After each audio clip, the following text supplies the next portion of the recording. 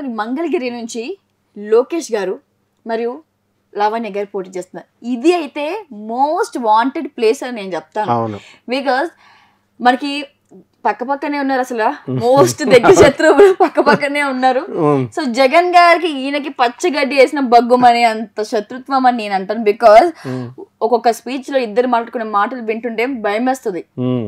కనీసం కనిపిస్తే చంపేస్తారా ఏంటి అంత భయం వేస్తున్నట్టు ఇద్దరు స్పీచ్లు ఇచ్చుకుంటారు.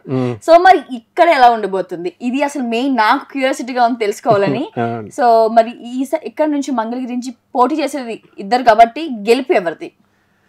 జగన్ గారు లోకేష్ గారు వాళ్ళిద్దరు మాటల్లో కొట్టుకుంటుంటే నువ్వు భయపడిపోయినట్టు జనం అంతా భయపడిపోతారు, కానీ వాళ్ళిద్దరు చాలా బెస్ట్ ఫ్రెండ్స్. వాళ్ళు both studied in foreign universities and strategy same. Rajasekhar Reddy గారు సీఎంగానే వివిధ మినిస్టర్లుగా ఎమ్మెల్యేలుగా చిన్నప్పటి నుంచి ఆయన చేసుకుంటూ వస్తుంటే, చిన్నప్పటి నుంచి జగన్ గారు ఎమ్మెల్యే అయినప్పటి నుంచి మా రాజశేఖర రెడ్డి గారి దగ్గర పెరిగారు. ఆయన కుమారుడిగా రాజకీయాన్ని సంతరించుకున్నారు. అండ్ పాపం లోకేష్ గారిని పప్పు అని ఏడిపిస్తూ ఉంటారు మామూలుగా, కానీ he's more intelligent than Chandrababu Naidu and blood. ఎందుకంటే చిన్నప్పటి నుంచి కూడా చంద్రబాబు నాయుడు రాజకీయ ఎత్తులు, చాణక్య నీతి అంతా కూడా ఆయన ఇంట్లో పుట్టి ఆయన క్లోజ్ గా అబ్జర్వ్ చేసి పెరిగిన వాళ్ళు వీళ్ళిద్దరు. సో ఫ్యూచర్ లో వీళ్ళిద్దరికే ఉంటుందన్నమాట పోటీ. కాబట్టి ఒకళ్ళొకళ్ళు బ్యాట్ చేసుకోవాలా, ఒకళ్ళొకళ్ళు రైవలరీ ఉంటుంది. కాబట్టి పొలిటికల్ వరకు పొలిటికల్ స్ట్రాటజీ వరకే అట్లా అనుకుంటారు, but they are good friends and they don't have any enmity. ఈ పప్పు అనే ట్యాగ్ నాకు తెలిసి ఈ సంవత్సరం అది మొత్తానికి పోయింది. ఎందుకంటే ఈ యువగలం ఎప్పుడైతే పెట్టారో ఆయన మాట్లాడిన తీరు, ఆయన పెడుతున్న మేనిఫెస్టోలు గానీ, లేదంటే తర్వాత ఆయన అధికారంలోకి వచ్చిన తర్వాత చేయబోయే సంక్షేమాల గురించి కానీ ఆయన చెప్పిన ఆ తీరుని చూస్తే ఆయనకి ఆ ట్యాగ్ అసలు సెట్ కాదని జనాలు అయితే వచ్చేసారు. మనము ఇదే ఛానల్లో మనము ఆయన మెచ్యూర్డ్ పొలిటీషియన్, ఆయన చదువుకున్నది మంచి యూనివర్సిటీస్ లో, ఫారిన్ యూనివర్సిటీస్ లో చదువుకొచ్చారు. హీఈస్ నాట్ పప్పు అని మనం ఎప్పటి నుంచో మనం చెప్పుకుంటూ వచ్చాం. ఎందుకనంటే ఇప్పుడు జగన్ గారు he is an Hyderabad public student, school student. ఈయన కూడా స్టాన్ఫర్డ్ యూనివర్సిటీ, వివిధ యూనివర్సిటీస్ లో చదువుకొని వచ్చినటువంటి వ్యక్తి. కాబట్టి వాళ్ళకి ఎలా ఉంటుందంటే కేంబ్రిడ్జ్ యూనివర్సిటీస్, ఎంఐటి, ఈ స్టాన్ఫర్డ్ యూనివర్సిటీస్ ఇలాంటి, ఇప్పుడు జగన్ గారి పిల్లలు కూడా అక్కడ చదువుతున్నారు. And they are very bright. Jagan గారి కూతురు ఉంది ఇప్పుడు, ఆమె మెరిట్ లో సెలెక్ట్ అయింది. ఒక జగన్ కూతురుగా ఆమెకు సీట్ సంపాదించుకోవాలి, ఇద్దరు కూతుర్లు కూడా. అలాగే మన లోకేష్ కూడా ఏదో సత్యం రామలింగరాజు గారు వాళ్ళు వచ్చారు, ఫండింగ్ చేశారు, అది ఇది అన్నారు. ఇప్పుడు ఉన్నటువంటి విదేశాలకు వెళ్తున్న వాళ్ళందరికీ ఫండింగ్ చేయట్లేదా, గవర్నమెంట్ స్కాలర్షిప్స్ రావట్లేదా? ఇవన్నీ అపోహలు అనమాట. అలాగే ఈయనకి వాగ్దాటి లేదు, లేకపోతే తెలుగు రాదు. తెలుగు ఇంగ్లీష్ మీడియం స్కూల్స్ లో చదివిన వాళ్ళకి తెలుగు కొంచెం వెంటనే క్యాచీ కాదు తెలుగు సబ్జెక్టు.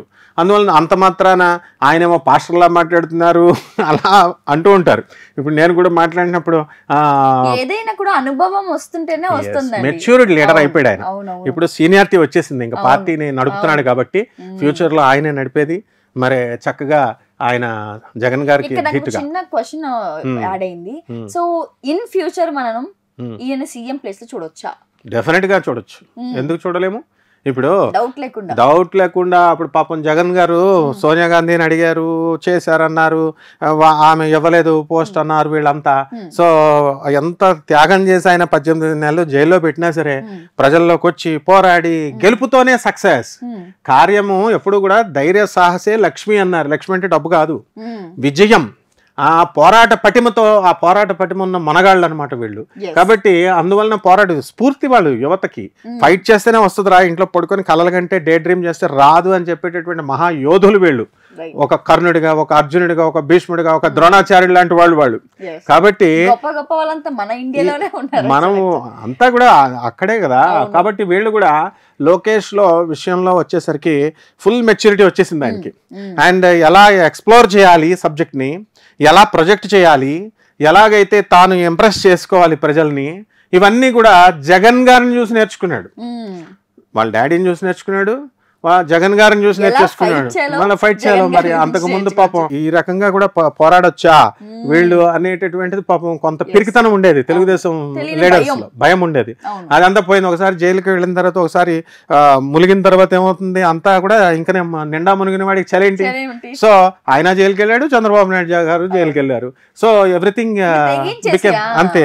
తెగిచ్చేస్తే ఎవరైనా సరే, any common man also can become a politician. వీళ్ళు ఏమన్నా పైన చూడబడ్డారా? మామూలుగా పుట్టినటువంటి వాళ్ళే, మనలో నుంచి వచ్చిన వాళ్ళే. ముందు లీడర్ అనేటటువంటి వాడు ఎలా తయారవుతాడో తెలుసా?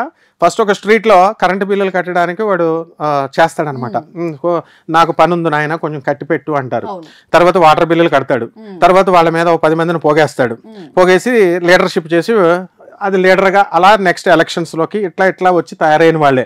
ఆ తర్వాత వీళ్ళు ఏమైపోతారంటే, లీడర్స్ అయిపోయిన తర్వాత ఈ కింగ్డమ్ మా తాత సంపాదించింది, ఈ కింగ్డమ్ మా తాతల జాగీరు అనుకుంటే పడగొట్టేస్తారు ఓటర్లు. ఏం చేస్తారు? Democracy, secularism.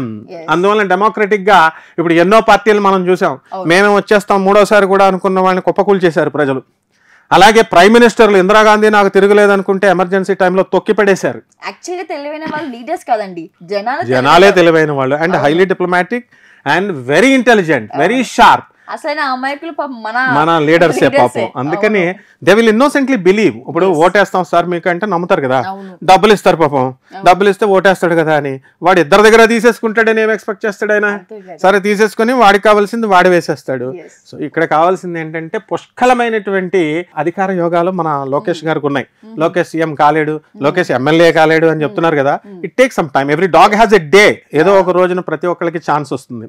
ఇక్కడ ఈయనకి ఇది ఒక్కటే చాలు ఆన్సరబుల్. మేషంలో రవి, రాజ్య స్థితిగతుడైనటువంటి రవి ఏ నాటికైనా సరే ముఖ్యమంత్రిని చేస్తుంది.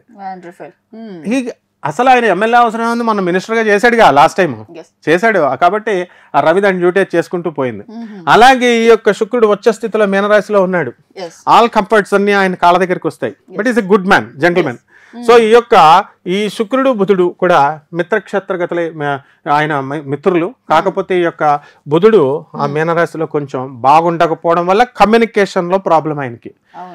బుధుడు అంటే ఎవరు? కమ్యూనికేషన్ స్కిల్స్, మాట తడబడ్డము, ఇవి అవన్నీ కూడా గతంలో ఈ బుధుడు మీనరాశిలో ఉండి నేర్చపట్టడం వల్ల, శత్రుక్షేత్రంలో ఉండడం వల్ల ఆయన అలా చేశాడు తప్ప, బట్ ఇప్పుడున్నటువంటి గ్రహస్థితిని బట్టి ఆయన చక్కగా పుంజుకుంటున్నారు.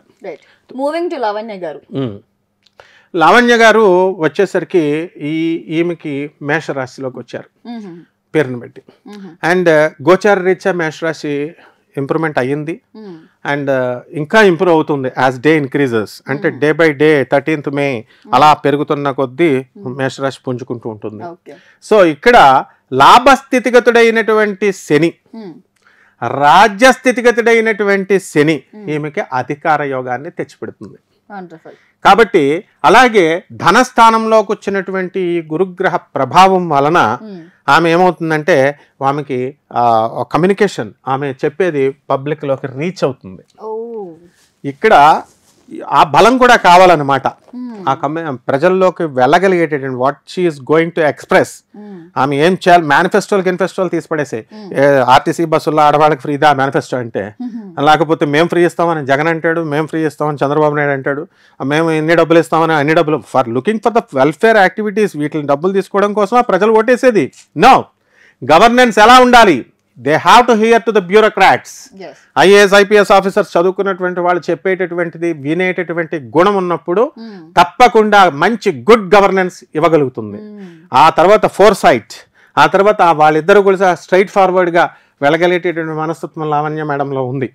కాబట్టి న్యాచురల్ గా స్త్రీ కాబట్టి అండ్ రూలింగ్ పార్టీలో ఉన్నారు కాబట్టి ఆమె ఖచ్చితంగా ఆధిపత్యం రావడానికి అవకాశాలు ఉన్నాయి. ఇంకా కొంచెం మనకి లోకేష్ గారికి ఇంకా పుంజుకుంటుంది. And definitely one day he will definitely he will decide the government.